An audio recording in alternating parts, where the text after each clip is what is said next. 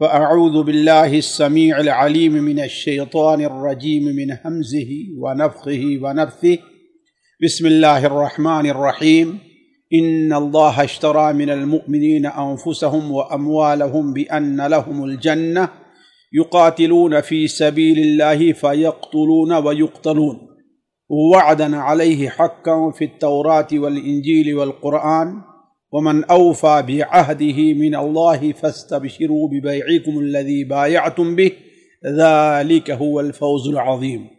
ساتھیو، عزیز بھائیو، السلام علیکم ورحمۃ اللہ وبرکاتہ۔ آج جن حالات سے ہم اور آپ گزر رہے ہیں وہ کسی پر مخفی نہیں ہے، چاہے وہ کرونا وائرس کی شکل میں ہے، ٹڈی دل کی شکل میں ہے، جس کے عوض اقتصاد کے اندر یہ جو کمی واقع ہو رہی ہے، کساد بازاری ہے، حکومتوں کا اربہ ارب کا خسارہ ہے۔ ہمارے کتنے بھائی ہیں جن کی نوکریاں چھوٹ گئی ہیں، ہمارے کتنے ایسے بھائی ہیں جو لوگوں کو کھلایا کرتے تھے، آج وہ لقمے لقمے اور روٹی روٹی کے محتاج ہو چکے ہیں۔ یہ ایسی چیز ہے جو ہم میں سے ہر شخص کے مشاہدے میں ہے۔ آج ہر شخص اس کے عوض کیا خسارہ اور کیا نقصان ہو رہا ہے اسے محسوس کر رہا ہے، بلکہ ہماری آپ کی نجی جو مجلس ہے اس کا اصل موضوع بحث آپ دیکھیں تو یہی بنا ہوا ہے۔ بیماری ہے، بیماری کے اثرات ہیں، اس کے نقصانات ہیں، فلاں ملک میں کیا ہوا، فلاں علاقے میں کیا ہوا، یہی ہمارا اور آپ کا آج کا موضوع ہے، اور اس پر کوئی گناہ نہیں ہے۔ اللہ تبارک و تعالی اس پر ہمیں اور آپ کو کوئی گناہ نہیں دے گا، لیکن میرا جو مقصد ہے وہ اصل ہے کہ کیا یہ جو بیماری آئی اس کے عوض نقل و حرکت میں لوگوں کو پریشانی ہوئی، بلکہ پریشانی ہی نہیں مکمل رکاوٹ پیش آ گئی۔ نہایت ہی ضروری کام کے لیے بھی انسان ایک ملک سے دوسرے ملک تو دور ہے، ایک شہر سے دوسرے شہر اس کا جانا مشکل ترین کام بن گیا ہے۔ ایک شخص کا عزیز، اس کا بہت ہی قریبی سخت بیمار ہے، جس کے لیے وہ اپنی ہر قیمتی چیز قربان کر دینا چاہتا ہے، لیکن اس سے ملاقات نہیں کر پا رہا ہے۔ یہ چیز بھی سامنے ہے اور اس پر افسوس کر رہے ہیں لوگ، لیکن اس کے عوض اس مادی خسارے کے علاوہ کیا ہمارا اور آپ کا کوئی معنوی خسارہ بھی ہے جو سب سے اہم خسارہ ہے؟ یہ چیز غور کرنے کی ہے۔ مثال کے طور پر آج ساری دنیا کی حکومتیں یہ کہہ رہی ہیں کہ دو آدمی، دو دوست، دو ساتھی اگر آپس میں ملتے ہیں تو وہ ایک دوسرے سے سلام ضرور کریں لیکن مصافحہ نہ کریں۔ اگر کوئی اس کا عزیز ہاسپٹل میں ہے، بیمار ہے، تو اس کی عیادت کو نہ جائیں۔ یہ سارا کچھ ہے، اور ایک حد تک ہمیں اور آپ کے لیے اس کی پابندی کرنی بھی چاہیے، لیکن ایک احساس جو نہیں پایا جا رہا ہے وہ یہ ہے کہ اس مصافحہ نہ کرنے کے عوض، یہ زیارت نہ کرنے کے عوض آیا ہمارا کچھ نقصان ہے؟ ہمیں اس کا احساس ہوا؟ جیسے اپنی دکان کے بند ہونے کا احساس ہے، ہمیں اپنی نوکری کے جانے کا احساس ہے، کیا ہمارے سامنے اس کا احساس ہے؟ مسجدوں میں جانے پر پابندی ہے، ہم مسجد نہیں جا پا رہے ہیں۔ بسا اوقات ایمانی جذبے کے طور پر حکومت کو ہم برا بھلا کہتے ہیں اور یہ کرتے ہیں، اور کچھ لوگ چھپ چھپا کر کے جانا بھی چاہتے ہیں، بہت سی چیزیں ہیں، لیکن کیا یہ احساس ہوا کہ ایک بار ہم مسجد جاتے ہیں تو ہمیں کتنی نیکیاں ملتی ہیں، ہزاروں نیکیاں ملتی ہیں؟ جیسا کہ صحیح بخاری اور مسلم میں آپ لوگ بار بار سنتے آئے ہیں کہ اللہ کے رسول صلی اللہ علیہ وسلم نے یہ ارشاد فرمایا، جب بندہ اچھی طریقے سے وضو کرتا ہے اور نماز مسجد طرف جاتا ہے تو اللہ تبارک و تعالی ایک قدم رکھتا ہے تو اللہ اسے ایک نیکی دیتا ہے، دوسرا قدم اللہ اس کے گناہ کو معاف کرتا ہے۔ ہمیں دل میں احساس رہا کہ ہمارا یہ نقصان ہو رہا ہے، ہمیں اس کا تو نقصان ہے، دکان بند ہے اس کا نقصان ہو رہا ہے، نوکری چلی گئی اس کا نقصان ہو رہا ہے، لیکن اس کا احساس ہوا ہمارے دل میں؟ کتنے فیصد لوگ ہیں جن کے دلوں یہ احساس پایا جا رہا ہے؟ ہم مسجد میں چند حدود اور قیود کے ساتھ جا رہے ہیں، لیکن نہ ہم صف بندی کر پا رہے ہیں اور نہ ہی صفوں میں ایک دوسرے کے قریب جو ہونا ہوتا ہے وہ، اور جب قریب نہیں ہو رہے ہیں تو ہماری صفیں عموماً دیکھیں درست نہیں ہیں۔ کیا ہمیں اس کا احساس ہے کہ ہمارا کتنا نقصان ہو رہا ہے اور کتنا گھاٹا ہو رہا ہے؟ شاید کم لوگ ہوں گے الا ماشاء اللہ جو اس کا احساس کر رہے ہوں گے اور سب میں کھڑے ہو رہے ہیں گے تو ان کا دل چاہ رہا ہوگا کاش کہ ہم اپنے ساتھی کے بالکل قریب ہو کے کھڑے ہو جائیں، لیکن کیا کریں، کچھ قانونی اور کچھ یہ جو ہے بیماری، اس کی کچھ مجبوریاں ہیں اس لیے ہم کھڑے نہیں ہو پا رہے۔ کوئی یہ احساس کر رہا ہے الا ماشاء اللہ؟ انہی حالات کے پیش نظر میرے ذہن میں ایک موضوع آیا کہ نفع اور نقصان، ربح اور خسارہ، یہ دو چیزیں ہیں، اس کا شرعی معیار کیا ہے؟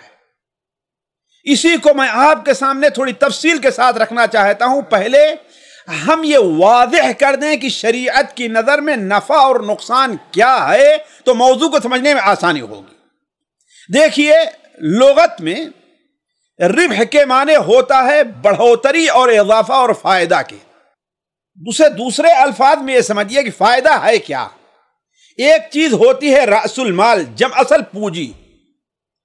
اصل پونجی جو ہے ایک تاجر ہے، ایک چیز کپڑے کا ہے، جانور کا ہے، کسی بھی چیز کی تجارت کر رہا ہے، وہ جو اصل جو اس پر خرچ ہے اس پر جو کچھ زیادہ لیتا ہے اسے فائدہ اور ربح کہا جاتا ہے، اور اگر اس کو اس سے کم مل رہا ہے تو یہی چیز خسارہ اور نقصان کہلاتی ہے۔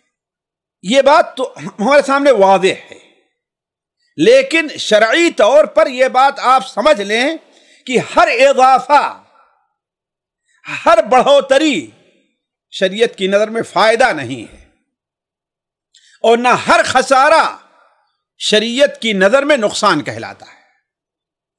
مثال کے طور پر دھوکہ دے کر کوئی اپنا مال بیچ لے، بظاہر تو اس کو فائدہ ہوا، لیکن شریعت کی نظر میں فائدہ نہیں ہے۔ سود کوئی آدمی لے جمع پونجی پر، اصل رقم پر، اس کا فائدہ تو ہے، لیکن شریعت اس کو فائدہ نہیں کہتی ہے۔ رشوت کوئی آدمی لے، اسے فائدہ تو ہوا لیکن شریعت اس کو فائدہ نہیں مانتی ہے۔ اسی طریقے سے ایک شخص نے مثال کے طور پر یہ گھڑی ہے، ایک کپڑا ہے، ایک سوٹ ہے پہننے کا، اسے خریدا ہے 5,000 روپے میں۔ ایک محتاج آتا ہے، پریشان حال آتا ہے، غریب آتا ہے، نیک بندہ آتا ہے، وہ اسے جتنے میں خریدا ہے اتنے میں بلکہ اس سے کم پر دے رہا ہے، تو لوگوں کی نظر میں یہ نقصان تو ہے، لیکن کیا شریعت کی نظر میں یہ نقصان ہے؟ قطعاً اس کو شریعت نقصان نہیں، شریعت کی نظر میں یہ نقصان نہیں ہے۔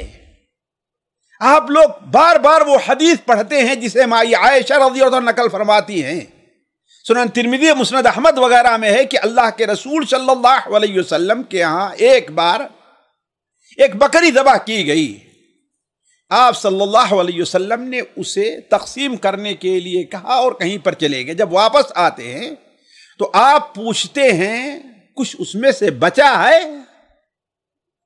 ازواج مطہرات نے کہا کہ صرف ایک ران، ایک بازو کے علاوہ سارا کچھ ختم ہو گیا ہے۔ تو آپ نے کیا بیان فرمایا؟ بقی کلھا غیر کتفھا، سارا کا سارا باقی ہے۔ اگر خسارہ ہوا ہے ہمارے جو کمی ہوئی ہے تو کیا چیز ہے؟ وہ صرف ایک بازو، ایک پہلو جو ہم رکھے ہوئے ہیں، یہ گویا کی نہیں۔ دیکھیے شریعت کی نظر میں یہ مجھے یاد آیا، حضرت عثمان غنی رضی اللہ تعالی عنہ، یہ حضرت ابوبکر کے زمانے کا واقعہ نقل کیا جاتا ہے۔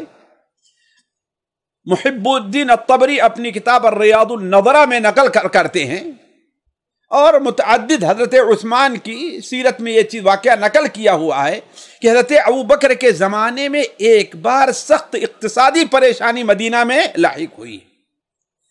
لوگ حضرت ابوبکر کے پاس جاتے، جو کچھ ہوتا لوگوں میں تقسیم کرتے، یہاں تک کہ لوگوں نے کہا کہ اب معاملہ بڑا ہی خطرناک ہے، لوگ بھوکے رہ جائیں گے۔ حضرت ابوبکر صدیق رضی اللہ عنہ نے فرمایا کہ شام ہوتے ہوتے اس کا کوئی مسئلہ، اس کا کوئی حل نکل جائے گا۔ اور ابھی صبح کو، دوپہری کو حضرت عثمان غنی رضی اللہ تعالی عنہ کا ایک تجارتی قافلہ جو شام گیا ہوا تھا،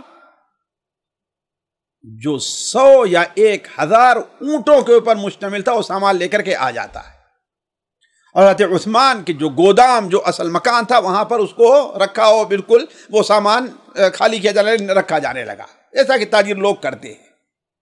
یہ سننا تھا کہ مکہ مدینہ منورہ میں جو تاجر پھٹ کر بیچنے والے لوگ تھے، وہ سارے کے سارے حضرت عثمان کے ہاں دوڑے کی لے آئیں، نیک نیتی کے ساتھ کہ بیچیں، اور تاکہ لوگوں کو کھانے کا سامان مل جائے۔ حضرت عثمان رضی اللہ عنہ جب ان سب کو دیکھا تو کہا کہ کتنا دے رہے ہو مجھ کو؟ لوگوں نے کہا کہ ٹھیک ہے، آپ 10 کے اوپر آپ 11 لے لیجئے، 10 پر 12 لے لیجئے، 10 پر 13 لے لیجئے، 10 پر آپ 15 لے لیجئے۔ حضرت عثمان نے کہا مجھے تو اس سے بہت زیادہ مل رہا ہے۔ لوگوں نے کہا کہ ہم سارے کے سارے جو مدینہ منورہ کے تاجر ہیں وہ تو یہی ہیں، آخر آپ کو دے کون رہا ہے؟ حضرت عثمان غنی رضی اللہ عنہ فرمایا کہ مجھے اللہ تعالیٰ 1 پر 10 دے رہا ہے، اور تم لوگ گواہ رہو کہ یہ سارا مال مدینہ منورہ کے فقراء کے اوپر صدقہ ہے، میں کسی سے کچھ بھی نہیں لیتا۔ تو دنیا کی نظر میں تو خسارہ ہے نا، لیکن کیا یہ خسارہ ہے؟ نہیں، حضرت عثمان نے 1 پر 10 فائدہ سمجھا ہے، 1 نہیں ہے، 1 پر کتنا؟ 10 فائدہ۔ تو میں عرض کر رہا تھا آپ لوگوں سے، شریعت کی نظر میں ہر اضافہ فائدہ نہیں ہوتا، اور شریعت کی نظر میں ہر کمی یہ نقصان اور خسارہ میں داخل نہیں ہے۔ تو پھر دیکھا جائے کہ شریعت کی نظر میں فائدہ ہے کیا اور نقصان ہے کیا، یہ چیز سمجھنے کی کوشش کریں۔ دیکھیے، شریعت اور اسلام کے ترازو میں حقیقی ربح یہ ہے، حقیقی فائدہ یہ ہے کہ انسان آخرت کو دنیا پر ترجیح دے، یہ اصل فائدہ ہے۔ آخرت کی ابدی نعمتوں پر دنیا کی زائل ہونے والی نعمتوں پر ترجیح دے دے۔ اور خسارہ یہ ہے کہ حقیقی اور ابدی خسارہ یہ ہے کہ ہدایت کے بدلے انسان ضلالت کو خریدے، اور اطاعت کے بدلے انسان معصیت کو خریدے، اور آخرت کے بدلے انسان دنیا کو خرید لے۔ یہ ہے اصل خسارہ شریعت کی نظر میں۔ جیسا کہ اللہ تبارک و تعالیٰ نے اس چیز کو 1 نہیں 2 جگہ نہیں، قرآن میں متعدد جگہ واضح کیا ہے اس کو۔ چنانچہ سورہ مؤمنون میں اللہ تعالیٰ بیان فرماتا ہے، فَمَن ثَقُلَتْ مَوَازِينُهُ فَأُولَئِكَ هُمُ الْمُفْلِحُونَ وَمَنْ خَفَّتْ مَوَازِينُهُ فَأُولَئِكَ الَّذِينَ خَسِرُوا أَنفُسَهُمْ فِي جَهَنَّمَ خَالِدُونَ۔ قیامت کے دن جس کے ترازو بھاری ہو جائیں، یہی لوگ فائدے اور ربح اور کامیاب ہونے والے ہیں، اور جس کے ترازو ہلکے ہو جائیں یہی وہ لوگ ہیں جنہوں نے اپنے آپ کا خسارہ کر دیا اور ہمیشہ جہنم میں رہیں گے۔ اللہ تبارک و تعالیٰ سورہ بقرہ میں منافقین سے متعلق فرماتا ہے، اولئک الذین اشتروا الضلالۃ بالہدی فما ربحت تجارتهم وما كانوا مهتدین۔ فما ربحت تجارتهم، حالانکہ بظاہر ان کا فائدہ تھا، کامیاب تھے وہ لوگ، لیکن اللہ تعالیٰ کیا فرماتا ہے، اولئک الذین اشتروا الضلالۃ بالہدی، یہی وہ لوگ ہیں جنہوں نے ہدایت کے عوض کیا خرید لیا ہے؟ ضلالت اور گمراہی کو خرید لیا ہے. تو فما ربحت تجارتہم، ان کی تجارت میں کوئی فائدہ نہیں ہوا. قل ان الخاسرین الذین خسروا انفسهم واہلیہم یوم القیامہ الا ذلک هو الخسران المبین. آپ کہہ دیجئے کہ اصل گھاٹے میں کون لوگ ہیں؟ جنہوں نے اپنے آپ کو رحل عیال، اپنے اہل و عیال کو خسارے میں ڈالا ہے.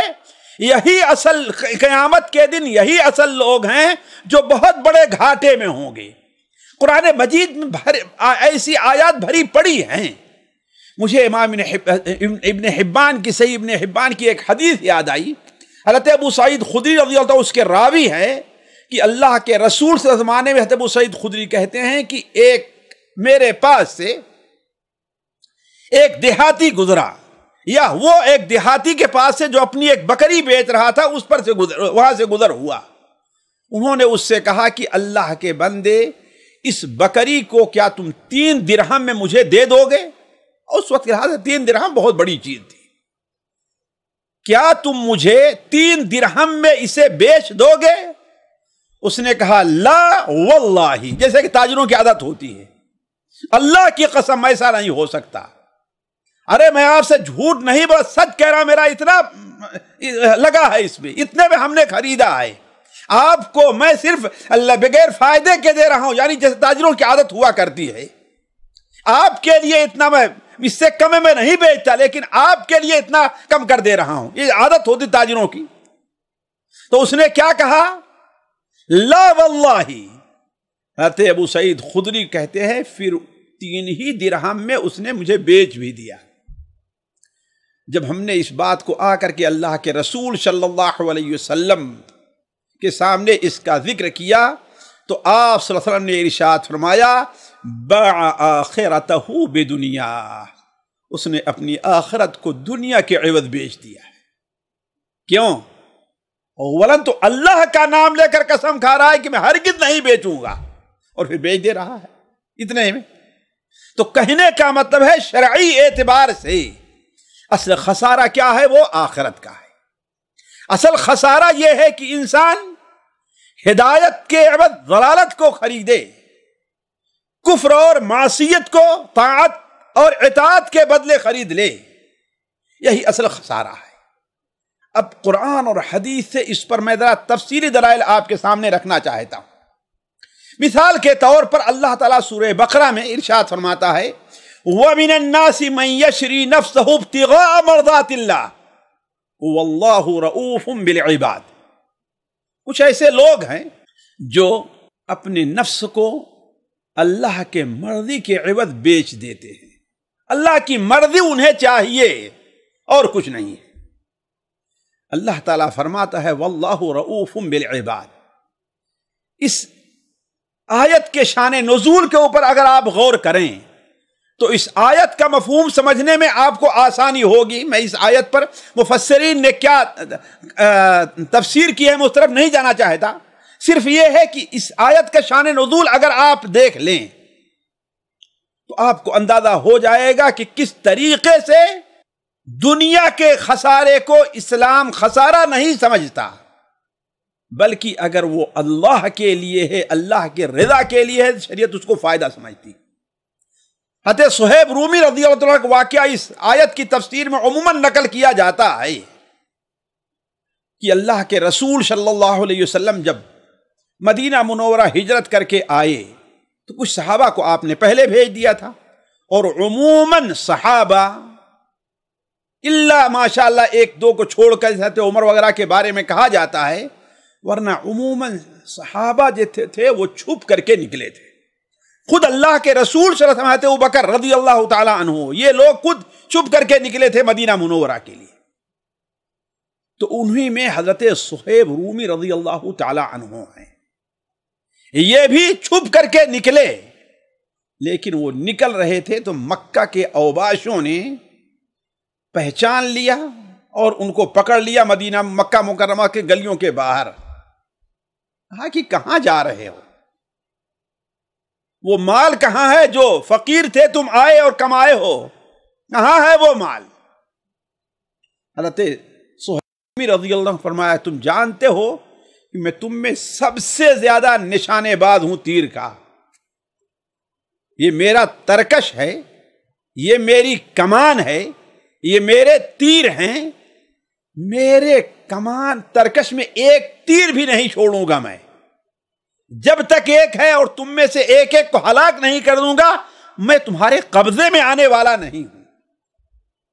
اور اگر تم چاہتے ہو، دنیا چاہتے ہو، تو مال کہاں ہے میں تم کو دے دیتا ہوں اور تم شرافت کے ساتھ میرا راستہ چھوڑ دو، ورنہ تمہارے سامنے مقابلہ ہونے والا ہے، پھر اس کے بعد ہوگا کہ کون باقی رہتا ہے اور کون کامیاب ہوتا ہے۔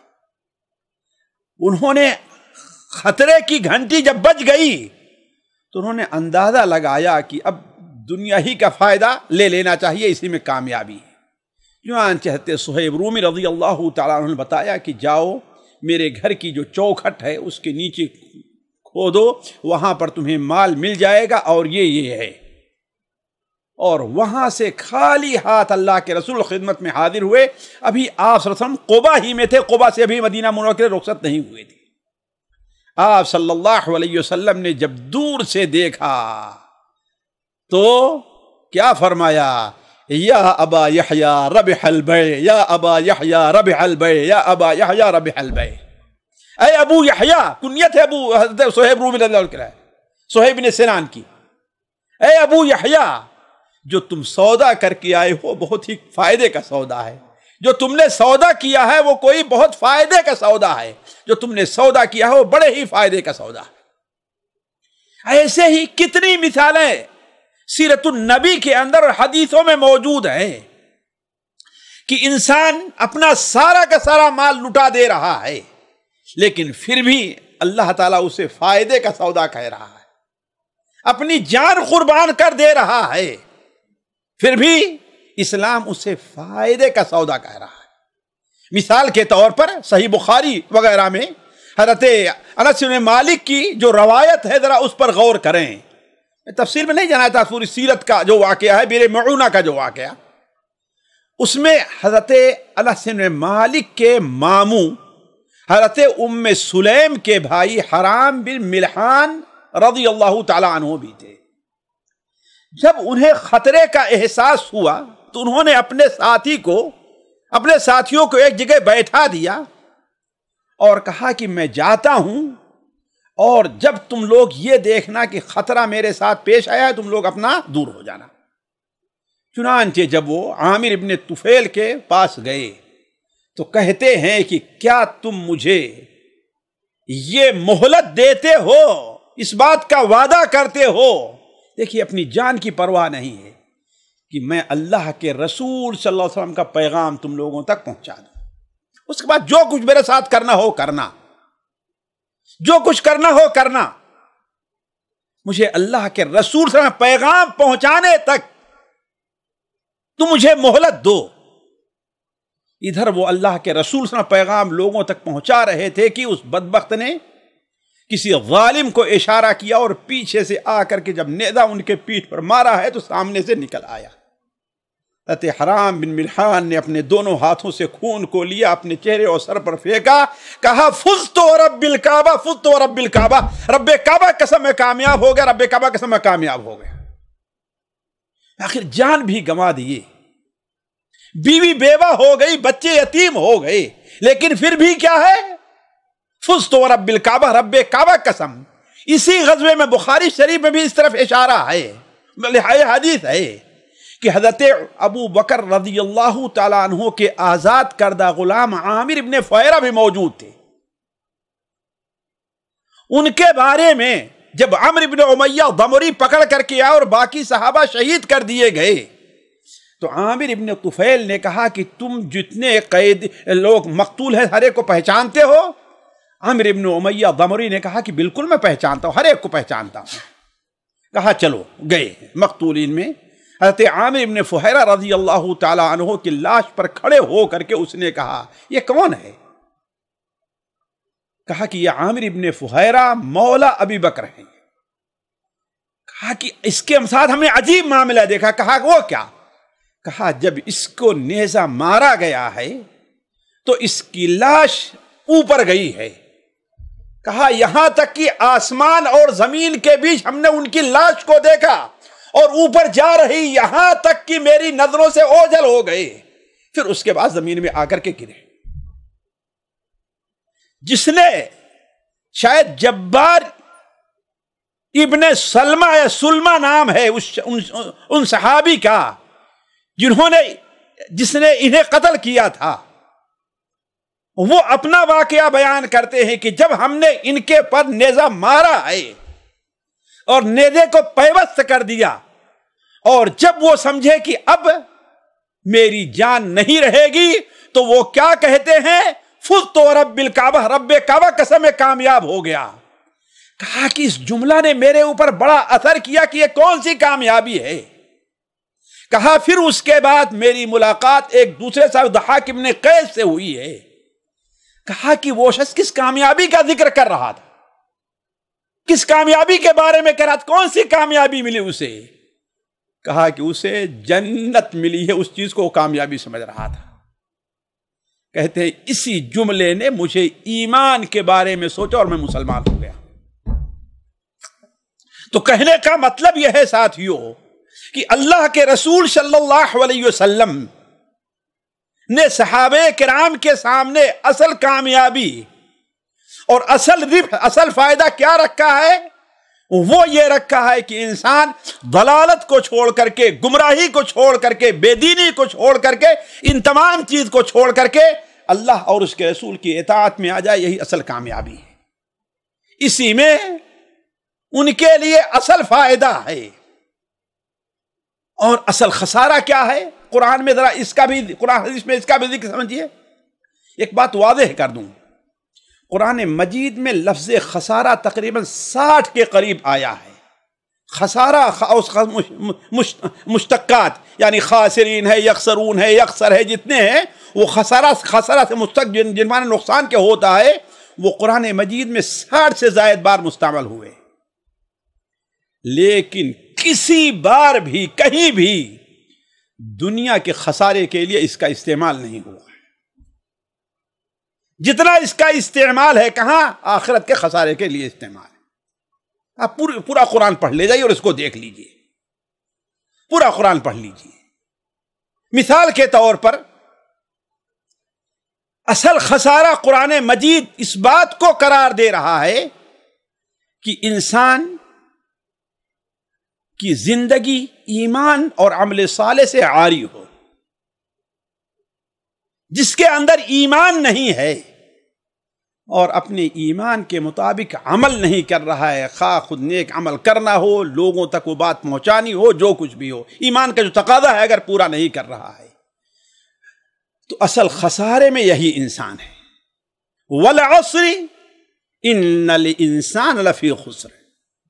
قسم ہے زمانے کی، شاہد ہے زمانہ اس بات پر کہ جن سے انسان خسارے اور نقصان میں ہے. وہ خسارہ کیا ہے؟ اس خسارے سے کیسے بچا جا سکتا ہے؟ الا الذین آمنوا وعملوا الصالحات وتواصوا بالحق وتواصوا بالصبر. یہ 4 چیزیں جو انسان اپنے اندر پیدا کر لے گویا وہی انسان فائدے میں ہے، ورنہ وہ انسان خسارے میں ہے. کہیں بھی دنیا کی نوکری، دنیا کی تجارت، دنیا کا مال، دنیا میں اولاد، دنیا میں طاقت، دنیاوی قوت، لوگوں پر روب جمانا، لوگوں کے سامنے باعزت بننا، یا کسی چیز کا ذکر نہیں.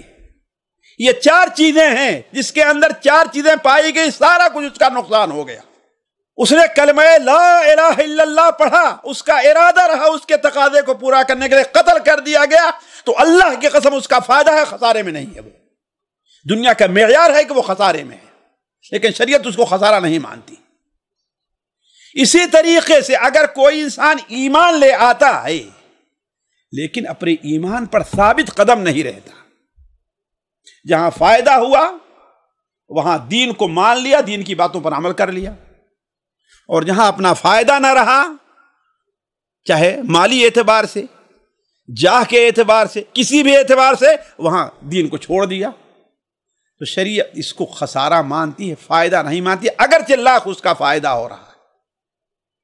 اذان ہو گئی، نماز ہو رہی ہے، لیکن وہ سوچ رہا ہے کہ اگر دکان بند کرتے ہیں تو نقصان ہوگا ہمارا، لہذا نماز کو، یہ جماعت کو چھوڑ دے رہا ہے۔ وہ فائدے میں نہیں، خسارے میں۔ اللہ تبارک و تعالیٰ سورہ حج میں ارشاد فرماتا ہے وَمِنَ النَّاسِ مَن يَعْبُدُ اللَّهَ عَلَى حَرْفٍ فَإِنْ أَصَابَهُ خَيْرٌ اطْمَأَنَّ بِهِ وَإِنْ أَصَابَتْهُ فِتْنَةٌ انقلب عَلَى وَجْهِهِ خَسِرَ الدُّنْيَا وَالْآخِرَةَ ذَلِكَ هُوَ الْخُسْرَانُ الْمُبِينُ۔ کچھ ایسے لوگ بھی ہیں جو اللہ تبارک و تعالیٰ کی عبادت بالکل کنارے رہ کے کرتے ہیں، بالکل کنارے۔ جمعہ کے لیے کب آئیں گے؟ جب دیکھیں گے کہ اب خطبہ ختم ہونے والا ہے، امام 2 رکعت پڑھے گا تاکہ پھر آگے دکان اپنی کھول لے۔ ایسے دوسری چیزوں پر قیاس کر لیجیے آپ۔ وَمِنَ النَّاسِ مَن يَعْبُدُ اللَّهَ، اور اگر اس وقت، جس وقت خطبہ ختم ہو رہا ہے، اقامت ہونے جا رہی ہے، اگر کوئی گراہک آ بھی جائے گا تو 1 رکعت چھوڑ دیں، گراہک کو نہیں چھوڑیں گے، گراہک کو نہیں چھوڑیں گے۔ میں یہ آج احساس دلا رہا ہوں کہ ہمارے اندر آج اصلی جو خسارہ ہے، اس کا احساس جاتا رہا ہے۔ وائے ناکامی متائے کارواں جاتا رہا، کارواں کے دل سے احساس زیاں جاتا رہا، ہمیں احساس تک نہیں کہ ہمارا کیا خسارہ ہو رہا ہے۔ تو وَمِنَ النَّاسِ مَن يَعْبُدُ اللَّهَ عَلَى حَرْفٍ فَإِنْ أَصَابَهُ خَيْرٌ اطْمَأَنَّ بِهِ، اگر ایمان کے عوض خیر پہنچا تو بڑے مطمئن ہو گئے، لیکن وَإِنْ أَصَابَتْهُ فِتْنَةٌ، اگر کوئی آزمائش آ گئی کہ ہاں بھائی نماز پڑھنا ہے، دکان کھولنا ہے، زکوٰۃ دینا ہے کہ اپنے مال کو بچائے رکھنا ہے تاکہ 99 کا جھٹکا نہ لگے ہمیں، ہم نے 5 لاکھ 10 لاکھ 15 لاکھ جمع کر کے رکھا ہے، کس لیے؟ مکان بنانے کے لیے رکھا ہوگا، بیٹی کی شادی کے لیے رکھا ہوگا، فلاں چیز کے لیے رکھا ہوگا، سال گزر گیا، ارے اگر اس میں سے ہم دیں گے تو 1 لاکھ میں ہمارا تو اب ہم 2500 نکل جائے گا، 1 لاکھ میں 2500 نکل جائے گا، اور اگر یہ 10 لاکھ ہے تو یہ تو 25,000 نکل، بڑا خسارہ ہو جائے گا ہمارا۔ اگر یہ سوچتا ہے وَإِنْ أَصَابَتْهُ فِتْنَةٌ انقلب عَلَى وَجْهِهِ خَسِرَ الدُّنْيَا وَالْآخِرَةَ، دنیا میں بھی اس کا خسارہ ہے، آخرت میں بھی۔ ذَلِكَ هُوَ الْخُسْرَانُ الْمُبِينُ۔ اور میں ساتھیوں سے کہوں گا اس کے بعد کی 3-4 آیتیں جائے پڑھ لے گا، اس کا ترجمہ پڑھتے جائیں گے آپ۔ تیسری چیز ذرا اور غور کریں، قرآن مجید کا ایک شاہد لیں۔ اللہ تبارک و تعالیٰ نے شیطان کو انسان کا حقیقی دشمن قرار دیا ہے۔ ان الشیطان لکم عدو فاتخذوہ عدوا، شیطان تمہارا دشمن ہے، لہذا تم بھی اس کو اپنا دشمن بناؤ، ورنہ وہ تمہیں خسارے ہی کی طرف لے کر کے جائے گا۔ تو شیطان کے راستے پر چلنا، بہت سے لوگ ہیں دین کے بارے میں، عبادت میں شیطان کے راستے سے بچ جاتے ہیں، لیکن معاشرتی بعض مجبوریاں ہوتی ہیں ان کے سامنے، شیطان کے راستے سے نہیں بچ پاتے۔ اقتصادی مجبوریاں ہوتی ہیں، شیطان کے راستے سے نہیں بچ پاتے۔ الشیطان یعدکم الفقر ویأمرکم بالفحشاء واللہ یعدکم مغفرۃ منہ وفضلا۔ بہت سے ایسے شیطان کے راستے ہیں۔ شیطان پر جو ہم نے وہ درس دیا تھا، آپ لوگوں نے اس میں دیکھا ہوگا شیطان کی کیا کیا چالیں ہیں، لیکن لوگ اپنے آپ کو شیطان سے نہیں بچا پاتے۔ اللہ تعالیٰ کیا ارشاد فرماتا ہے؟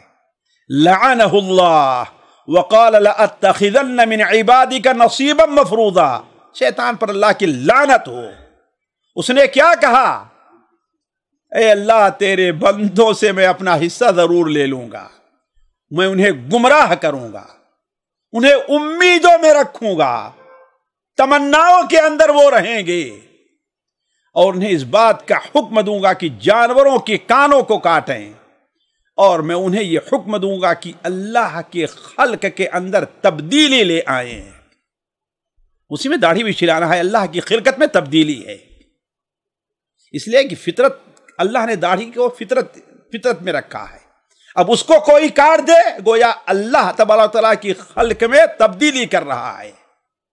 اللہ تعالیٰ کیا فرماتا ہے؟ وَمَن يَتَّخِذِ الشَّيْطَانَ وَلِيًّا مِّن دُونِ اللَّهِ، اللہ کو چھوڑ کر کے جو شیطان کو اپنا ولی اور دوست اور متبع بناتا ہے، فَقَدْ خَسِرَ خُسْرَانًا مُبِينًا، اس نے اپنا بہت بڑا خسارہ کیا ہے۔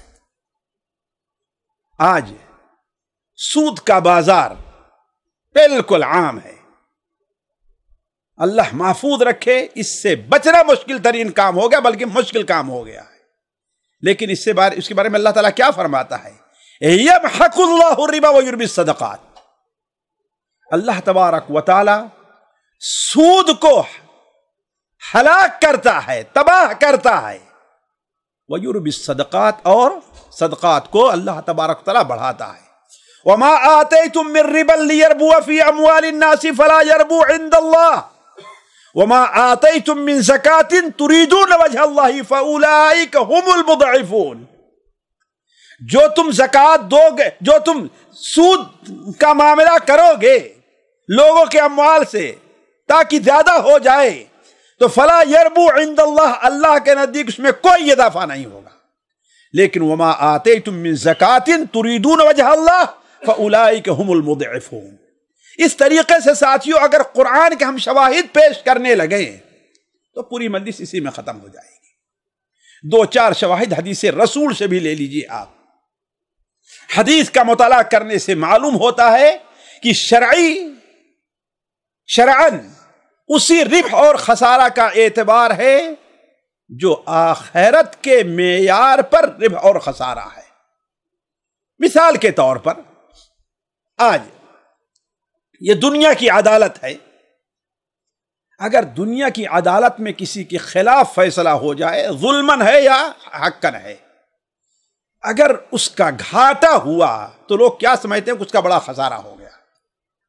مثال کے طور پر کسی شخص نے کسی زمین کے اوپر یا کسی مکان پر کسی جگہ کا دعویٰ کیا تھا، شریعت کورٹ میں جا کر اس کے خلاف فیصلہ ہوا، مان لیا جائے اسی کی زمین تھی، ظاہر بات یہ خسارہ تو ہے نا، لیکن شریعت کے نزدیک اصل خسارہ یہ ہے کہ آخرت کی عدالت میں اس کے خلاف فیصلہ ہو جائے، یہ اصل خسارہ ہے، شریعت اس کو خسارہ مانتی۔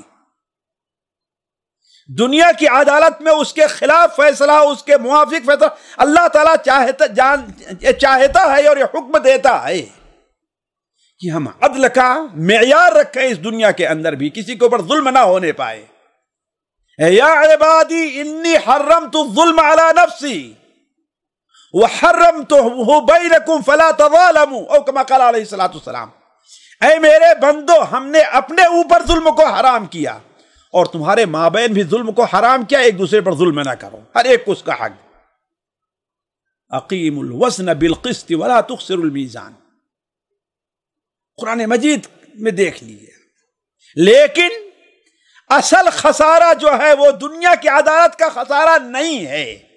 دنیا کی عدالت میں ہمارے خلاف فیصلہ ہو جائے، اللہ کی قسم بسا اوقات یہ بظاہر خسارہ ہے لیکن حقیقت میں بڑا فائدہ ہے۔ اصل خسارہ یہ ہے کہ آخرت کی عدالت میں ہمارے خلاف فیصلہ نہ ہو۔ چنانچہ نبی کریم صلی اللہ علیہ وسلم کی حدیث صحیح مسلم وغیرہ میں ہے، حضرت ابو ہریرہ سے روایت ہے کہ آپ نے فرمایا اتدرون ما المفلس، تمہیں معلوم ہے کہ مفلس کون ہے؟ جس کے پاس کچھ بھی نہیں ہے۔ صحابہ نے کہا اے اللہ کے رسول، المفلس منا من لا درہم لہ ولا متاع ولا دینار، اے اللہ کے رسول صلی اللہ علیہ وسلم ہم میں مفلس وہ ہے جس کے پاس نہ سامان ہے نہ درہم ہے نہ اور کچھ ہے۔ آپ نے فرمایا میری امت کا مفلس یہ نہیں ہے، میری امت کا مفلس یہ نہیں ہے، میری امت کا خسارہ میں رہنے والا شخص یہ نہیں ہے، بلکہ اصل میری امت کا مفلس یہ ہے، کون ہے؟ یأتی یوم القیامت بصیام بصلاۃ وصیام وزکاۃ، قیامت میں حشر کے میدان میں بڑی کچھ نیکیاں لے کر کے آئے گا، لیکن اس حال میں آئے گا کہ کورٹ میں فیصلہ کر کے کسی کی زمین پر قبضہ کر لیا ہوگا، کورٹ میں فیصلہ لے کر کے کسی کے مکان پر قبضہ کر لیا ہوگا، کسی کو گالیاں دی ہوں گی، کسی کو قتل کروایا ہوگا، سب کچھ ہوگا۔ تو اللہ تبارک و تعالیٰ اس کی نیکیاں ان مظلوموں کو دے دے گا، اور جب یہاں تک معاملہ پہنچے گا اس کی کوئی نیکی نہیں رہ گئی ہے، تو اب مظلوموں کے گناہ اٹھا کر کے اس کے اوپر ڈال کے جہنم میں ڈال دے گا. یہ ہے میری امت کا اصل خسارہ والا انسان. تو دنیا کی عدالت میں کسی کے خلاف فیصلہ ہو جائے وہ خسارے میں نہیں ہے. اصل خسارے میں کون ہے؟ آخرت کی عدالت میں جس کے خلاف فیصلہ ہو جائے. شریعت اس کو خسارہ مانتی ہے. اسی طریقے سے ساتھیوں، ایک شخص ہے، اللہ نے اسے اولاد نہیں دی. لوگوں کی نظر میں وہ بیچارہ مسکین ہوا کرتا ہے، اور اس سے بڑا مسکین وہ ہوتا ہے جس کی اولاد ہو رہی ہے اور انتقال کر جا رہی، باقی نہیں رہتی. اور اس سے بڑا مسکین وہ ہوتا ہے کہ کسی کی ایک اولاد ہو، ہونہار بچہ ہو، اسے پڑھایا، اسے بڑا کیا، اب جوانی کو پہنچا، اس لائق ہو گیا ہے کہ بوڑھے ماں باپ کا سہارا بنے اور اس کا انتقال ہو جائے. دنیا کے معیار میں یہ بہت بڑا خسارہ ہے. لوگ کہیں کہ بڑا اس کا نقصان ہوا، اس کی تو دنیا لٹ گئی. لیکن کیا شریعت اس کو خسارہ مانتی ہے؟ کیا شریعت اس کو خسارہ تسلیم کرتی ہے؟ نہیں. حضرت عبداللہ بن مسعود کی حدیث صحیح مسلم میں امام بخاری رحمہ اللہ سے اپنی کتاب الادب المفرد میں بھی نقل کرتے ہیں کہ اللہ کے رسول صلی اللہ علیہ وسلم نے ارشاد فرمایا، ما تعدون الرقوب فیکم، تمہارے درمیان وہ کون شخص ہے جس کے پاس اس کا کوئی بھی سہارا نہیں ہے، اس کے رقوب کہتے ہیں کہ جس کی کوئی اولاد زندہ نہ رہتی. صحابہ کرام نے کہا اے اللہ کے رسول صلی اللہ علیہ وسلم، وہ ہے جس کی کوئی اولاد ہوتی ہو نہ ہو، یا کی اولاد ہو اور زندہ نہ رہتی ہو.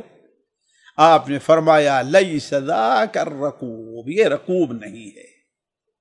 اصل رقوب وہ ہے کہ جو اپنے بچوں میں سے کسی کو اپنی زندگی میں اس نے آگے نہیں بھیج دیا ہے، کہ جو اس کے لیے شفاعت کا ذریعہ بن جائے، وہ اصل رقوب ہے. مجھے مسند احمد کی یا مسند بزار کی وہ حدیث یاد آئی جسے حضرت بریدہ رضی اللہ عنہ نقل فرماتے ہیں کہ مدینہ منورہ میں ایک عورت تھی جس کا ایک بیٹا تھا، اور وہ اب عمر کو اس مرحلے کے پہنچ چکی تھی کہ کوئی اس کی اب اولاد نہیں ہوگی، یعنی بالکل سمجھے کہ 60-55 اس سے اوپر چلی گئی. اس کا وہ بیٹا اچانک مر گیا. نبی کریم صلی اللہ علیہ وسلم کو معلوم ہوا کہ اسے وہ بہت پریشان ہے، وہ بہت تکلیف میں ہے، بڑی الجھن میں ہے. آپ صلی اللہ علیہ وسلم اس کی زیارت کے لیے گئے، اس کی تعزیت کے لیے گئے.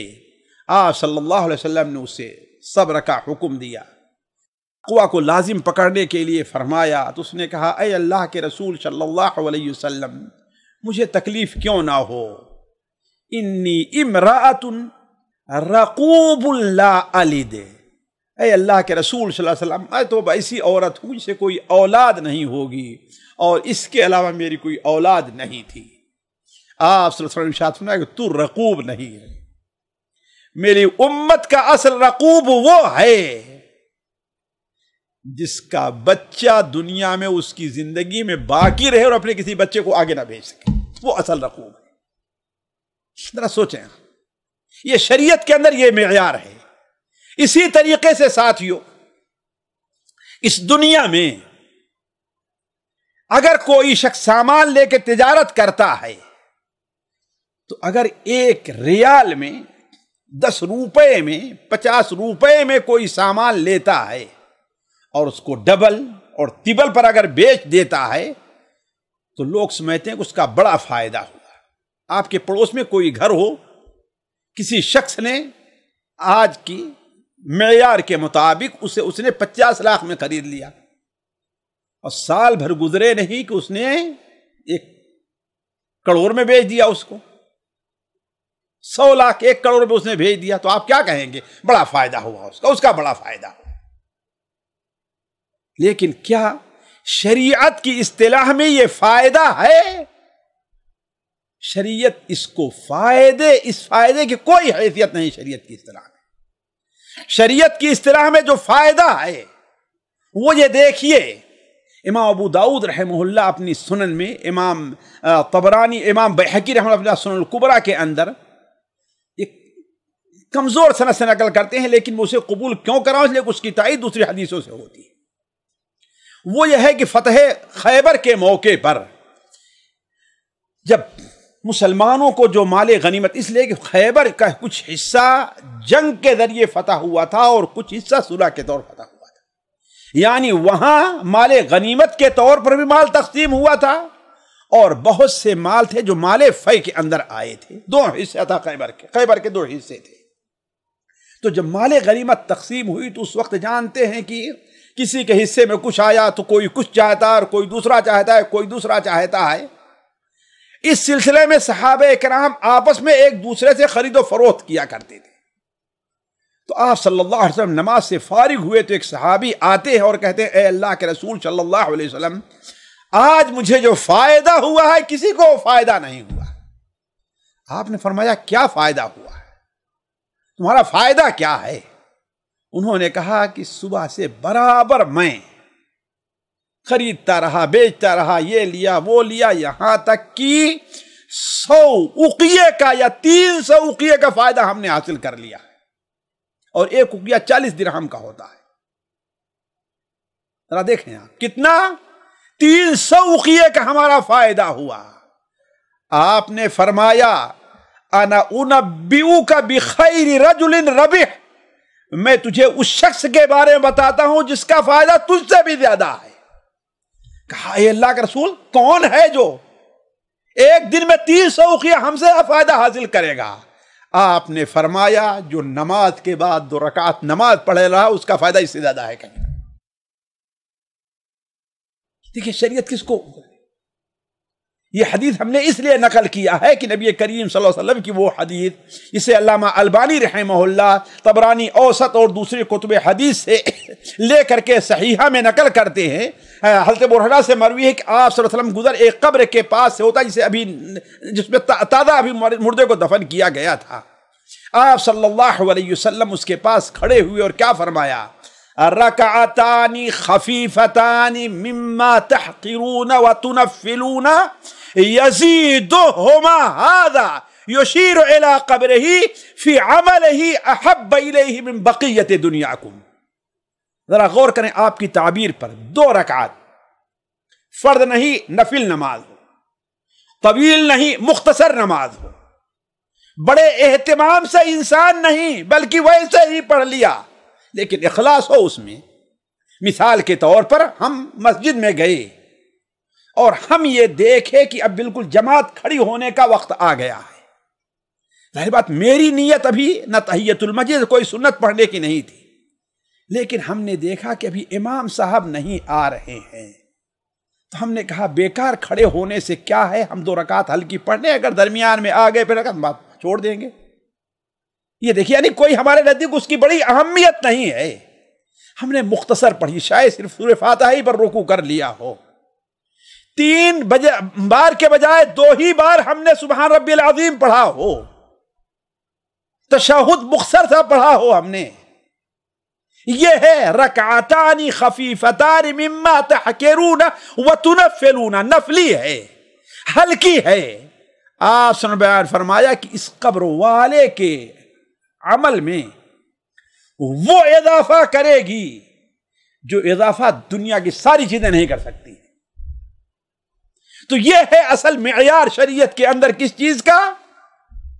ساتھیو اسی طریقے سے اس دنیا میں اگر کوئی شخص حاجت مند ہے، اس کی کمائی کا کوئی ذریعہ نہیں ہے، میں ایک مثال دے رہا ہوں تاکہ آپ سمجھ میں آئے بات آپ کے، کوئی ذریعہ نہیں ہے، وہ بڑی کوشش کر کے ایک گاڑی خرید لیتا ہے جس کو سوچتا ہے کرائے پر چلائیں گے اور اپنے بچوں کا ہم پیٹ پالیں گے، وہ لے کر کے باہر نکلتا ہے۔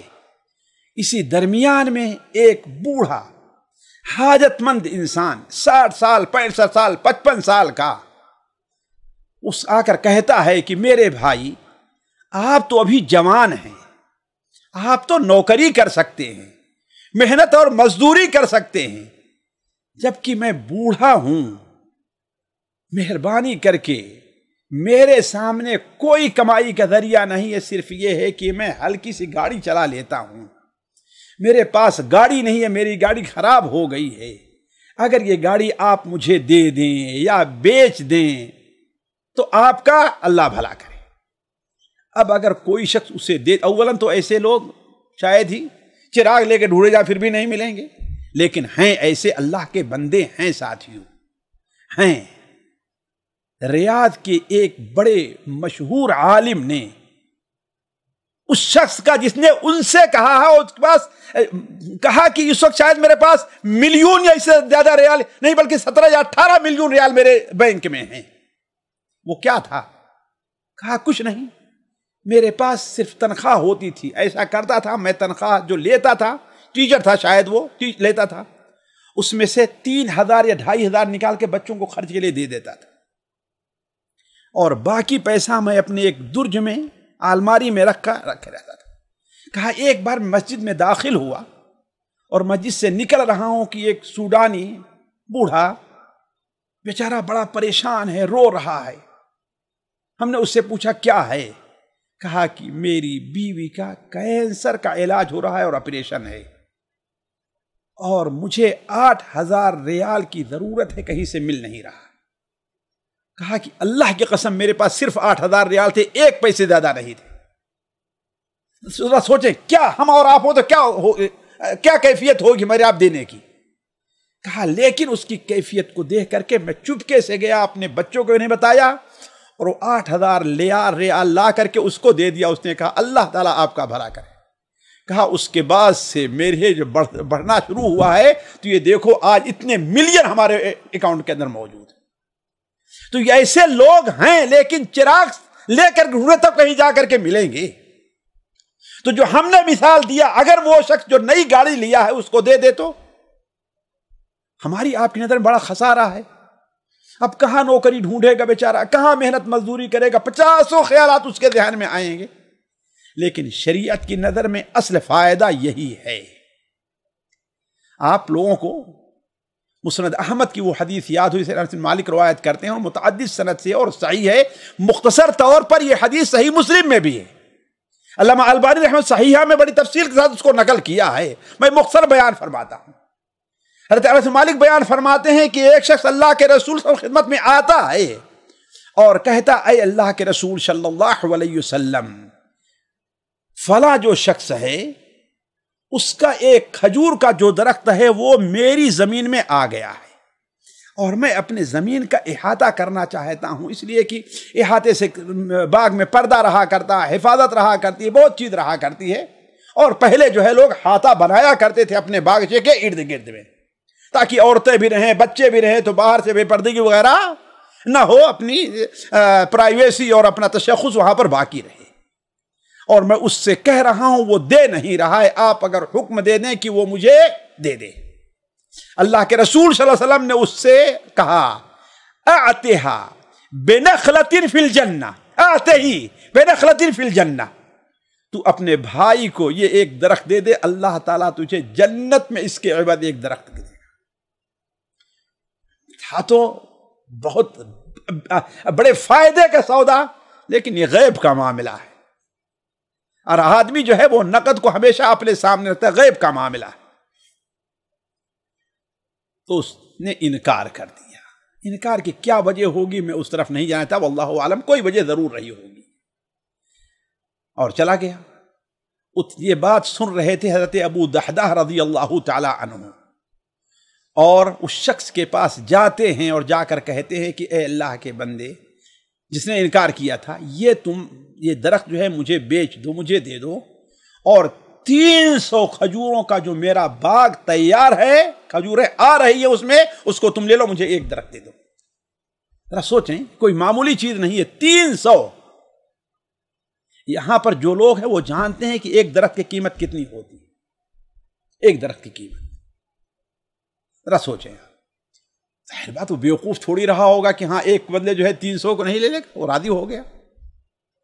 حضرت ابو دحدہ اس سے سودا کر کے اللہ اپنے باغ کے فوراً آگے جاتے ہیں، بیوی اور بچے، کھجور پھلی ہوئی ہے، یہ بھی نہیں کہا کہ سال پھل مجھے دے دو میں توڑ لوں، یہ بھی نہیں مانگا اس سے، بلکہ باغ میں داخل بھی نہیں ہوئے، باہر ہی کھڑے ہو کر کے اپنے بیوی سے کہتے ام دہدہ سے کہ نکل آؤ، ہم نے اس درخت کو جنت میں ایک درخت کے بدلے جو ہے بیچ دیا ہے۔ اس مبارک بیوی نے کیا کہا، یہ تو بڑے فائدے کا سودا ہے، بڑے فائدے کا سودا ہے۔ چنانچہ اللہ کے رسول کی خدمت میں آتے اور کہتے اے اللہ کے رسول صلی اللہ علیہ وسلم، یہ ایک درخت ہے، یہ بھی آپ میرے فلاں بھائی کو دے دیجئے تاکہ وہ اپنی دیوار کو باہر کھینچ لے۔ نبی کریم صلی اللہ علیہ وسلم بہت خوش ہوئے، اور یہ مختصر حدیث صحیح مسلم میں بھی ہے، کم من عذق دحداہ معلق لعب الدحداہ فی الجنہ رداح، کتنے ایسے کھجور کے گچھے ہیں جو پھلوں سے لدے ہوئے ہیں اور اللہ تعالیٰ نے ابو دہدہ کے لیے جنت میں تیار کر رکھا۔ تو ساتھیو اصل فائدہ یہ ہے، میں آپ لوگوں کو کتنی مثالیں دیتے چلوں، کتنی مثالیں ایسے حدیث میں بہت بہت بڑا ہے، لیکن ہمیں اور آپ کو بس چند منٹ میں صرف اشارہ کر دوں، تفصیل میں نہیں آنا چاہتا۔ یہ سوچنا چاہیے کہ آخر ہم حقیقی خسارہ سے بچ کیسے سکتے ہیں اور حقیقی ربح کو حاصل کیسے کر سکتے ہیں۔ دیکھیے یہ کام مشکل ضرور ہے لیکن محال نہیں ہے، اور آپ جانتے ہیں الا ان سلعۃ اللہ غالیہ، الا ان سلعۃ اللہ جنہ، اللہ تعالیٰ کی پونجی، اس کا سامان بڑا مہنگا ہے، اور وہ کیا ہے؟ وہ جنت ہے۔ ان اللہ اشتری من المؤمنین انفسهم واموالهم، کیوں؟ کس کے عوض؟ اللہ نے مومنوں کے جان اور مال کو کس کے عوض خرید لیا ہے؟ بِأَنَّ لَهُمُ الْجَنَّةَ، کہ اللہ ان کو جنت دے گا۔ تو یہ کام مشکل ہو سکتا ہے لیکن محال یہ کام نہیں ہے، ہر انسان کوشش کر کے حاصل کر سکتا ہے۔ تو کیسے حاصل ہو؟ پہلی چیز جس پر میں خصوصی توجہ دلاؤں گا وہ یہ ہے کہ انسان کو حقیقی جو فائدہ ہے اس کے حاصل کرنے کی خواہش اور لالچ ہونی چاہیے، یہ اصل چیز ہے۔ اس پر توجہ دینی، ہمارے دل میں جذبہ ہو کہ ہاں ہمیں حقیقی فائدہ حاصل کرنا ہے، دنیا کے فائدے سے کچھ نہیں ہونے والا ہے۔ اور یہ ظاہر بات ہے، اس کے لیے بہت ہی اہم تربیت کی ضرورت ہے، اللہ سے دعا کی ضرورت ہے، بہت کچھ خواہشات کو قربان کر دینے کی ضرورت ہے۔ تبھی تو ہمارے نبی صلی اللہ علیہ وسلم دعا کیا کرتے تھے، اللہم اعنی علی ذکرک و شکرک و حسن عبادتک۔ وہ دعا جو نبی کریم صلی اللہ علیہ وسلم کو اس وقت سکھائی گئی جب آپ صلی اللہ علیہ وسلم کو خواب میں اللہ تبارک و تعالیٰ کا دیدار ہوا، وہ دعا کیا؟ اس میں بھی یہی ہے، اللہم انی اسألک فعل الخیرات۔ اسی لیے ساتھیو یہ پہلو آج ہم سے غائب ہے، جس کا جی نماز میں نہیں لگتا ہے، جس سے جماعتیں چھوٹتی ہیں، جو تہجد نہیں پڑھ پاتا ہے، جو نفلی روزے نہیں رکھ پاتا ہے، آخر وہ سوچتا کیوں نہیں کہ آخر کیوں ہم سے نہیں ہو رہا ہے؟ اللہ سے دعا کیوں نہیں کرتا؟ اللہ سے توفیق کیوں نہیں مانگتا؟ اس لیے کہ بغیر اللہ کی توفیق کے لا حول ولا قوت الا باللہ۔ اسی لیے تو اس جملے کو جنت کے خزانوں میں سے خزانہ قرار دیا گیا ہے، لا حول ولا قوت الا باللہ۔ لا حول برائی سے بچنے کے لیے، ولا قوت نیکی کرنے کے لیے کسی کے پاس طاقت اور قوت نہیں ہے الا کہ اللہ تبارک و تعالیٰ اسے توفیق بخشے۔ تو اصل چیز کیا ہے؟ ہمیں یہ محسوس کرنا چاہیے، خواہش ہماری ہونی چاہیے، اس کے لیے اپنے آپ کو تیار کرنا چاہیے، وقت نکالنا چاہیے، قربانیاں دینی چاہیے، اور ہمیں یہ سوچنا چاہیے کہ یہ دنیا کی زندگی دھوکے کی ٹٹی ہے۔ وَمَا الْحَيَاةُ الدُّنْيَا إِلَّا مَتَاعُ الْغُرُورِ وَمَا أُوتِيتُم مِّن شَيْءٍ فَمَتَاعُ الْحَيَاةِ الدُّنْيَا وَزِينَتُهَا وَمَا عِندَ اللَّهِ خَيْرٌ وَأَبْقَىٰ أَفَلَا تَعْقِلُونَ۔ ذرا غور کریں اس آیت کے اوپر، وَمَا أُوتِيتُم مِّن شَيْءٍ، جو کچھ بھی تمہیں دیا گیا ہے، فَمَتَاعُ الْحَيَاةِ الدُّنْيَا وَزِينَتُهَا، یہ دنیا کی پونجی اور دنیا کی زینت ہے، وما عند اللہ خیر و ابقا، دونوں پر غور کریں۔ دنیا کی زینت نہ باقی رہنے والی ہے اور نہ اس کے اندر کوئی بہت خیر ہے۔ والآخرۃ خیر و ابقا، ہر جمعے کے اندر اللہ کے رسول صلی اللہ علیہ وسلم اس سورت کو پڑھا کرتے تھے۔ بل تؤثرون الحیات الدنیا والآخرۃ خیر و ابقا، خیر بھی ہے اور ابقا دونوں چیزیں ہیں، یعنی دنیا کی نعمتوں سے بہت بہتر ہے، اور دنیا کی نعمتیں زائل ہونے والی ہیں اور آخرت کی نعمت کیا ہے؟ وہ باقی رہنے والی ہے۔ تو کہنے کا مطلب ہے پہلے اس چیز کا احساس ہونا چاہیے۔ اس پر غور کریں تو قرآن مجید میں آپ کو بہت سی حدیثیں، بہت سی آیات ملیں گی، ایک دو نہیں بلکہ بھری پڑی ہے آیات اس سلسلے میں۔ فرق یہ ہے کہ ہم توجہ نہیں دیتے ہیں۔ کیوں؟ وجہ کیا ہے؟ وجہ کیا ہے؟ اللہ تعالیٰ نے اس کو بھی سورہ قاف میں واضح کر دیا ہے، ان فی ذالک لذکریٰ، جی کس کے لیے؟ لمن کان لہ قلب او القی السمع وہو شہید، دل ہونا چاہیے، سوچنے کا احساس کا، دل میں احساس ہے وہ ہمارے کہ ہمارا کتنا خسارہ ہو رہا ہے۔ ہم اس دنیا کے لیے مکان بناتے ہیں ساتھیوں، میرے سامنے ایسے ایسے شواہد ہیں کہ لوگ 7 سال تک مکان بنانے میں لگ جاتے ہیں، لیکن انہیں 7 سال بھی اس مکان میں رہنا نصیب نہیں ہوتا ہے۔ 7 سال کی مدت بڑی ہوتی ہے مکان بنانے میں، اور ایک شخص 5 سال یا 6 سال یا 7 سال تک گھر نہیں جاتا ہے، سعودیہ میں رہتا ہے مکان بنانے کے لیے، اور جب گھر جانا چاہتا ہے تو گھر اس کی لاش پہنچتی ہے، وہ گھر نہیں پہنچتا۔ تو ہمیں اس کے احساس کی ضرورت ہے اپنے دل کے اندر پیدا کرنے کی، اور اللہ تبارک و تعالیٰ کے ان فرامین پر یا ایمان رکھنے کی ضرورت ہے کہ وَمَا هَذِهِ الْحَيَاةُ الدُّنْيَا إِلَّا لَهْوٌ وَلَعِبٌ وَإِنَّ الدَّارَ الْآخِرَةَ لَهِيَ الْحَيَوَانُ لَوْ كَانُوا يَعْلَمُونَ۔ دنیا کی زندگی کھیل اور تماشا ہے، اور آخرت کی زندگی اصل زندگی ہے۔ اسی لیے جب اللہ تعالیٰ کے سامنے پیشی ہوگی تو اس وقت کافر ظالم کیا کہے گا؟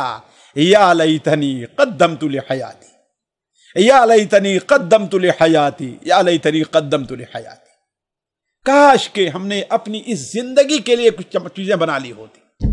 اس لیے کہ وہ دنیا کی زندگی کو زندگی نہیں سمجھے گا، اب جو زندگی اس کو ملی ہے اس کو زندگی سمجھے گا، یا لیتنی قدمت لحیاتی۔ تو ہمیں اپنے اندر یہ احساس پیدا کرنے کی ضرورت ہے۔ یہ پہلی چیز ہے ساتھیوں، بات لمبی ہے، میں نہیں جانا چاہتا۔ دوسری بات ہے کہ ہم اپنا محاسبہ کریں، حساب لگائیں اپنا۔ آپ جانتے ہیں کہ دنیا میں وہی تاجر کامیاب ہوتا ہے جو اپنا حساب لگاتا ہے، اپنا حساب رکھتا ہے۔ حساب کا معنی کیا ہے؟ مہینے کے آخر میں یا سال کے آخر میں وہ یہ دیکھتا ہے کہ ہمارا فائدہ کتنا ہے اور نقصان کتنا۔ نقصان ہوا تو کیوں ہوا ہے، کس چیز کا ہوا ہے، کیوں، وجہ کیا ہے۔ اسی لیے بسا اوقات وہ نوکروں بھی بدل دیتا ہے، کس کی وجہ سے ہمارا نقصان ہوا ہے۔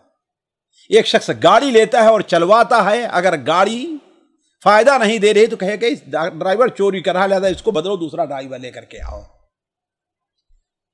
یہ دنیا کا تاجر ہے، ہمارا آخرت کے تاجر ہیں۔ ہم اپنا محاسبہ نہیں کریں گے تو کیسے کامیاب ہوں گے؟ یا ایھا الذین آمنوا اتقوا اللہ ولتنظر نفس ما قدمت لغد، اے ایمان والو اللہ تعالیٰ سے ڈرو اور حساب لگاؤ کہ کل کے لیے تم کیا کر رہے ہو۔ حاسبوا انفسکم قبل ان تحاسبوا، قبل اس کے کہ آپ کا حساب لیا جائے اپنا حساب کر لیں۔ یہ بہت اہم چیز ہے، اس پر غور کرنے کی ضرورت ہے۔ تیسری چیز، ایک مسلمان بحیثیت مسلمان کے اسے عزت نفس اس کے اندر ہونی چاہیے۔ اگر وہ اپنا سارا مال یا سارا وقت جو ہے اللہ کے لیے لگا دے رہا ہے تو اس میں شرف محسوس کرنی چاہیے، اسے نقصان کا احساس نہیں ہونا چاہیے اسے۔ تو ساتھیوں بات لمبی ہو گئی، میں کہہ رہا تھا کہ اصل چیز غور کرنے کی ہے، باتیں کچھ اور ہیں لیکن میں آپ سمجھ بھی نہیں رکھ سکتا۔ اصل چیز یہ ہے کہ مفہوم آپ سمجھ گئے ہوں گے۔ میرا مقصد کیا ہے کہ ہمیں اور آپ کو، ہمارا آپ کا جو آخرت کا نقصان ہو رہا ہے آج اس دنیا میں، خاص طور پر موجودہ حالت کے اندر، ہمیں اس کا احساس اپنے دل کے اندر لے آنا چاہیے۔ مثال کے طور پر آپ کا ساتھی ہاسپٹل کے اندر ہے، بیمار ہے، آپ اس کی عیادت نہیں کر سکتے ہیں، تو آپ نے کبھی سوچا کہ اس نا عیادت کی وجہ سے آپ کا کتنا نقصان ہو رہا ہے؟ وہ حدیث آپ بھول گئے اللہ کے رسول صلی اللہ علیہ وسلم کی کہ اگر کوئی شخص صبح کو کسی اپنے بھائی کی زیارت یا عیادت کے لیے جاتا ہے تو شام تک 70,000 فرشتے اس کے لیے دعائیں مغفرت کرتے ہیں، اور شام کو جاتا ہے تو صبح تک 70,000 فرشتے اس کے لیے دعائیں مغفرت کرتے ہیں۔ معمولی چیز ہے ساتھ فائدہ۔ آج ہم اس سے محروم ہیں، یہ معمولی نقصان ہمارا آپ کا ہے، معمولی گھاٹا ہمارا اور آپ کا ہے۔ ہم آج جنازے میں نہیں شریک ہو پا رہے، حتیٰ کہ اپنے باپ کے جنازے میں لوگ شریک نہیں ہو پا رہے، اپنی والدہ کے جنازے میں لوگ شریک نہیں ہو پا رہے ہیں۔ ہمیں احساس ہوا کتنا نقصان ہو رہا ہے۔ جنازے پڑھنے اور جنازے کے ساتھ جانے کتنا بڑا فائدہ ہے۔ قیراتان، اور ایک قیرات احد پہاڑ کے برابر ہے۔ جب ہمارے اندر یہ احساس پیدا ہوگا تو اللہ کی قسم اگر ہم یہ کام نہ بھی کر پائیں گے اللہ ہمیں اس کا اجر دے گا، لیکن ہمارے اندر احساس نہیں ہے تو ہمیں اس کا کوئی اجر ملنے والا نہیں ہے۔ اللہ تعالیٰ سے دعا ہے کہ اللہ تعالیٰ ہمیں اور آپ کو اپنا جو یہ نقصان خسارہ ہے، ضیاع ہے، ہمیں اللہ تعالیٰ ہمارے دل میں اس کا احساس پیدا کرے۔ اللہ تعالیٰ ہمارے اوپر سے ان مصائب، ان پریشانیوں کو دور فرمائے۔ اللہ تعالیٰ امت مسلمہ کی حفاظت فرمائے۔ اللہ تعالیٰ امت مسلمہ کے مسائل کو حل کر دے۔ اللہ تعالیٰ امت مسلمہ کی مدد فرمائے۔ سبحانک اللہم و بحمدک، اشہد ان لا الہ الا انت، استغفرک و اتوب الیک۔ سامعین اکرام، ہمارے علمی اور عوامی دروس اور سوال و جواب کی مجلسوں سے آپ خود بھی مستفید ہوں اور اپنے دوست و احباب کے ساتھ بھی شیئر کریں۔ عین ممکن ہے کہ آپ کے شیئر سے کسی کی اصلاح اور آپ کے لیے صدقہ جاریہ بن جائے۔ واٹس ایپ پر اسلامک میسج حاصل کرنے کے لیے نمبر نوٹ فرمائیں: یعقوب عزیز 00966 5089 59707۔